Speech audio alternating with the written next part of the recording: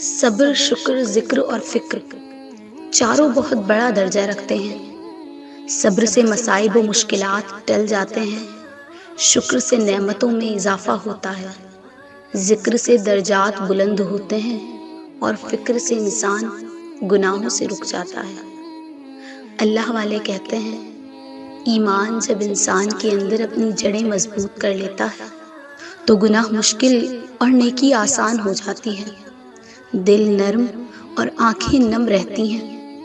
اے میرے رب، ہمیں ان ہدایت یافتہ لوگوں میں شامل فرما جو صراط مستقیم پر ہیں، جو توبہ کرتے ہیں اور تیرا شکر ادا کرتے ہیں۔